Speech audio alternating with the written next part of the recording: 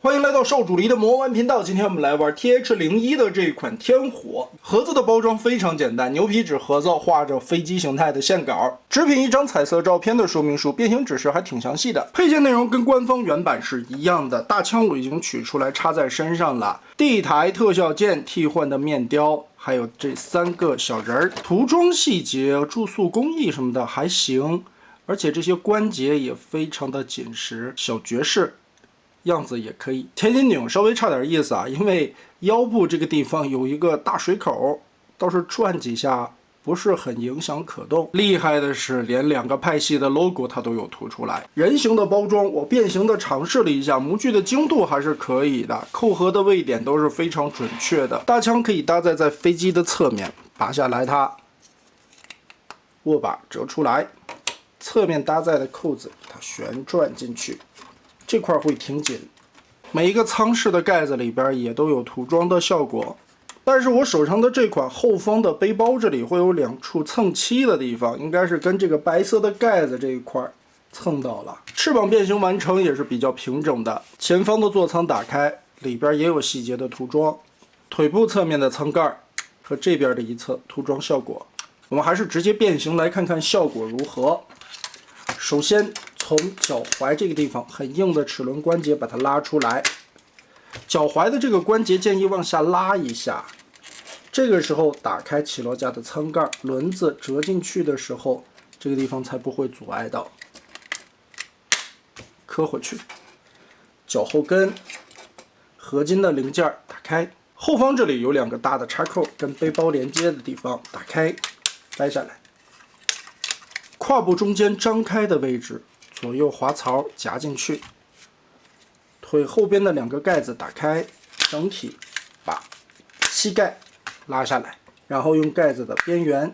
插銷鎖上。前起落架掰開左右的2塊艙門，輪子收納放進去。背包這一塊的縫隙對的也很準啊，從側面這裡掰開下方這一塊的插扣，後方這裡是一個維度的結合。往後拉扯一下，把這塊揪開，然後順着這裡邊的凹洞，把拳頭從裡邊掏出來。邊掏的時候，邊把外側的這一塊旋轉。這一段關節中間有滑槽，把它推下來，然後就可以利用到所有的鎖扣夾合在一起。2條手臂搞出來，胳膊這裡打開蓋子，拳頭旋轉出來，旋轉到一定的幅度以後啊，順着這個手腕關節擰90度。這樣就更好出一些，拐出來，再順着這一塊旋轉180度，放到正面。背包的處理，左右張開，拉鬆這裡邊左右的插扣，然後透明蓋子下方的插扣完全的翻開，順着這裡邊 Z 字折疊，把背包縮短，然後來密合背包這一塊的滑槽，整個的先推上去，翅膀拉開對折，再順着縫隙把這一塊插下去。背包的處理。翻到中間來，這一根白色的軸手墊進去，整個推到最前方，然後左右2側的蓋子翻下來，根部的插扣結合住。現在中間有縫隙，左右夾合，把它捏在一起。後方的引擎推進去縮短，最後邊的 C 型框子往前滑動推進去，把根部這裡的彈簧片捏着點插進去。側面這裡的2個扣子用透明零件的插銷鎖住，背包全部縮小結合好，把這2片在左右放平。立正之後，我們來看關鍵的點。這款 MP 天火在原版設計的時候，這裡設計了一個 G 型的鎖鈎，這一塊扣進去是非常難拔出來，一不小心就掰斷了。這一次我覺得在這個公差的位置上邊是有修正的，拽住以後還是挺緊實的。往開扣的時候，依舊是學着我這個手法，手墊在上邊，大拇指按着。然後這2個施加一個往外拉的力，半圓弧形的往出拽，很輕鬆的就開了。可以看到它這個 G 型的鈎子啊，這邊是有凸起，上方這裡還有一個壓下去的地方，而且這個料子的韌性，我覺得做的也可以啊。把這一塊收上去，下方中心的位置有一個定位點，把它打開90度立起來，接着整個面往下放，後方的這塊板子順勢也攤平。就可以順着滑道捅到最後面去。後方這塊面板根部這裡掛鈎的位置有一個梯形的咬扣，把它拉開，讓過腦袋來，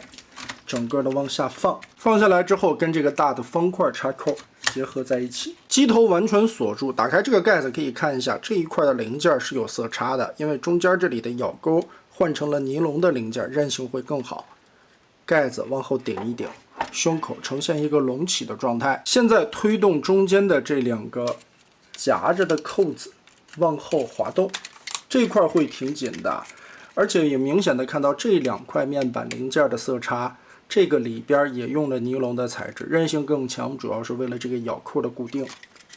把它拉起来，跟後邊的扣子進行結合。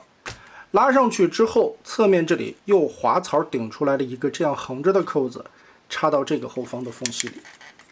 到頭頂的高度接近33公分。這款天火其實並沒有像一些第四方的產品做一些結構上面的改动啊，就是原汁原味 MP 原版的一個变形結構，甚至做出來了派系的 logo。當然，在官方原版上面的一些問題也沒有得到改善，比如說只能掰1尺的這個 A 字接地站立啊，而且頭雕也並沒有做美化修飾，就是官方原版那個憨憨的臉型。開幕的精度還是非常不錯的，樣子來說並不會顯得特別肉，有一些地方的卡位還是重新調教過的，比如說很難解锁開的那個 G 型鈎子，還有後邊翅膀側面紅色蓋子密合時候的那個維度鎖扣。相对來說，唯一的問題也就是在飛機形態下，我們看到那2個背包上邊的蹭漆了。但總的來說，這一款的性價比還是非常高的。覺得官方 MP 天火炒的價格太貴的朋友們，可以拿這個先解一解癮，倒是玩起來問題也不算太大。那麼得嘞，大家覺得這一次 TH01的這款天火做的如何呢？歡迎在評論和彈幕留下你的觀點。這一期咱們就玩到這兒吧。